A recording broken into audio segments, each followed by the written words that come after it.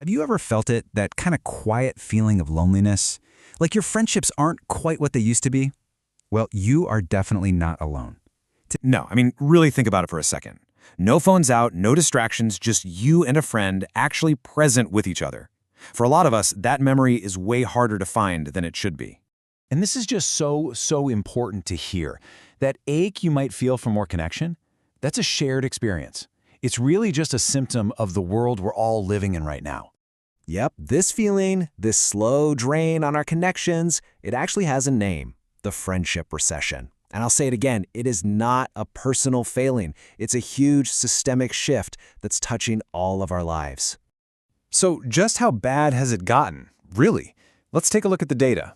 And, just a heads up, the numbers, they paint a pretty startling picture of what we've lost. So let's rewind a bit, back to the 1990s. A full third of Americans said they had 10 or more close friends. Having a big social circle was pretty much the norm, kind of the baseline for a connected life. Okay, now fast forward to today. That number, it has absolutely plummeted to just 13%. We've lost more than half of those deep, expanded friend groups in just a few decades. It's kind of nuts. And when you see it visually like this, wow, it really hits you. The decline isn't some gentle slope, it is a straight-up social cliff. We went from a third of us having a big support system to just barely over a tenth. And this is maybe the most chilling statistic of them all. The number of people who say they have zero close friends, not one single person they can really confide in, has quadrupled. True isolation is on a very dangerous rise. So what's going on? Well, here's a huge piece of the puzzle.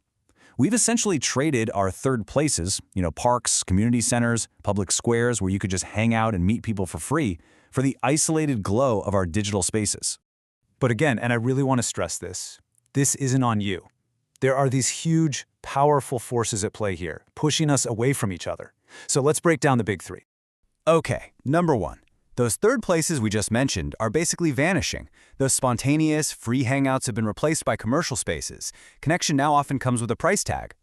Second, we're all dealing with the rise of what's been called workism. Our jobs have become our entire identity. The pressure to just hustle all the time leaves us with absolutely zero social energy at the end of the day.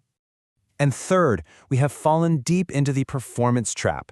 We've confused the easy little dopamine hit of a like with actual, genuine connection. We spend our time curating a highlight reel instead of actually living our lives with the people we care about. But you know what? There's a shift happening. People are getting tired of all of this. So let's talk about the solution, a total rebrand of what friendship even means. We are completely burned out on perfection. There's this growing, really powerful craving for authenticity, for messiness, for something real.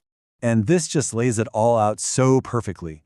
We're moving from just collecting contacts to actually cultivating connections. It's about consciously choosing that maybe slightly awkward in-person coffee over another easy, pretty meaningless text. And this, right here, is the most important takeaway.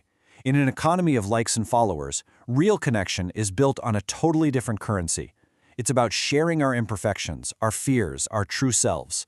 That's the only way to fight this recession of the heart. So how do we actually do this? How do we make that first investment?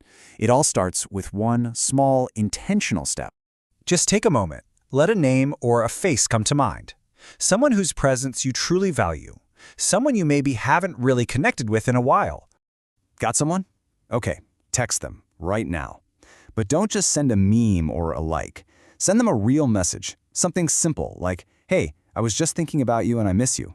It might feel small, but that single act of vulnerability is the first real investment in ending this recession, one friendship at a time.